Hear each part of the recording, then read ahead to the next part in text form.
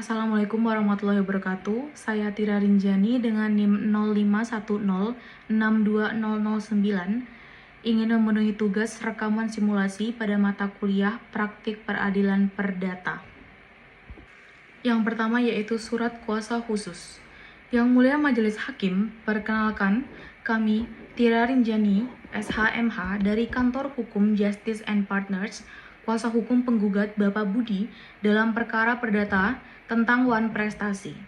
Kehadiran kami didasarkan pada surat kuasa khusus tertanggal 15 Januari 2025 sesuai pasal 1795 KUHP. Hanya kuasa khusus yang diterima.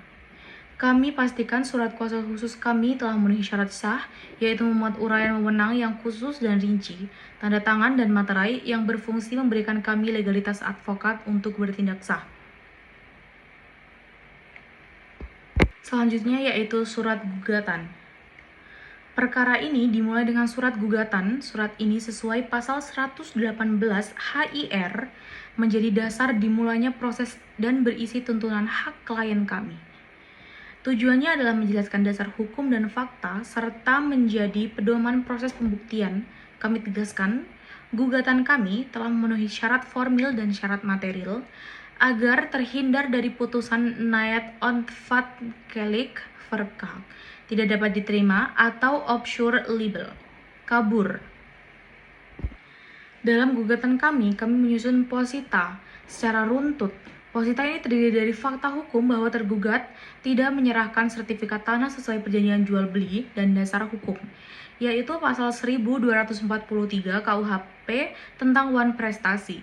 Kami memastikan hubungan antara fakta dan tuntutan logis dan konsisten agar gugatan kami kokoh secara hukum. Penegasan gugatan kami ada pada petitum. Petitum merupakan permohonan atau tuntutan klien kami kepada hakim.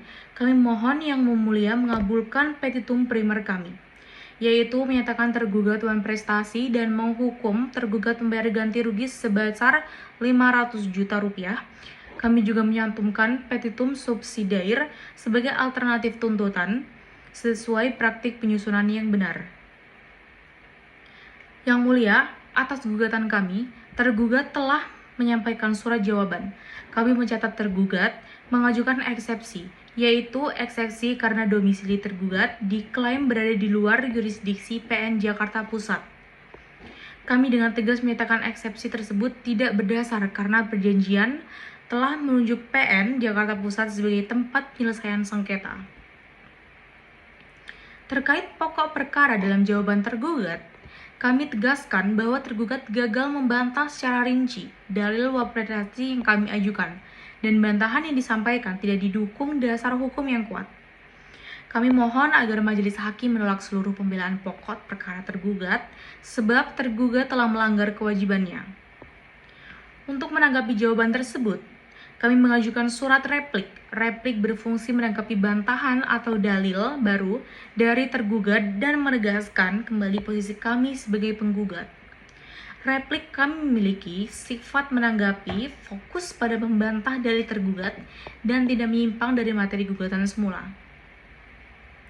Dalam replik kami membantah klaim tergugat bahwa keterlambatan disebabkan force majeure. Kami membuktikan bahwa keterlambatan tersebut murni karena kelalaian tergugat. Kami berhati-hati untuk tidak menambahkan petitum baru atau memperkenalkan fakta baru dalam replik, sesuai dengan larangan dalam praktik peradilan. Setelah replik kami, tergugat mengajukan duplik. Duplik yaitu jawaban tertulis terakhir tergugat. Fungsinya adalah mempertahankan argumen awal dan hanya menanggapi apa yang disampaikan dalam replik kami. Dengan diserahkannya duplik, sesuai urutan proses, tahap jawab-menjawab telah selesai. Dan kini kita beralih ke tahap krusial pembuktian.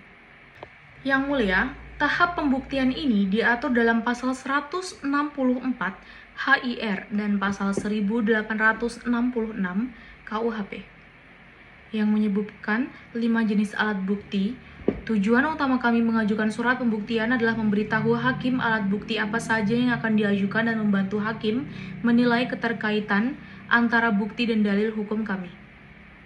Kami telah mengajukan 10 alat bukti tertulis, dilabeli P1 hingga P10. Bukti utama kami adalah P1 sebagai bukti otentik yang memiliki kekuatan pembuktian tertinggi, dan P2 surat teguran atau somasi. Kami selalu membawa dokumen asli untuk memperlihatkan. Kami memastikan daftar bukti kami sistematis dan relevan dengan posita. Keterangan saksi-saksi kami sangat penting, khususnya saksi yang bertindak sebagai notaris dan menyaksikan penandatanganan. Kesaksiannya berfungsi memperkuat bukti surat dan membuktikan fakta bahwa tergugat telah menerima uang muka. Pihak lawan berhak menyangkal, namun kami yakin bukti kami lebih kuat. Kini seluruh proses pembuktian telah selesai dan kami mengajukan surat kesimpulan. Kesimpulan yaitu meringkus fakta dan argumen hukum kami dan membantu yang mulia menyusun pertimbangan hukum dalam putusan. Kesimpulan kami memuat ringkasan fakta terbukti, analisis hukum final, dan petitum. Kami tegaskan, kami hanya mengambil fakta yang terbukti di persidangan. Kami menghindari kesalahan umum seperti menyisipkan fakta atau bukti baru dan fokus pada logika hukum yang runtut. Yang mulia, berdasarkan seluruh proses hukum yang telah kami jalani, dari kuasa khusus, gugatan, replik, pembuktian, hingga kesimpulan, kami telah membuktikan secara sah dan meyakinkan bahwa gugatan kami adalah beralasan hukum. Kami mohon agar majelis hakim berkenan mengabulkan gugatan penggugat untuk seluruhnya dan membebankan seluruh biaya perkara kepada tergugat. Demikianlah kesimpulan kami serahkan sepenuhnya keputusan perkara ini kepada kearifan dan kebijaksanaan majelis hakim yang mulia. Terima kasih.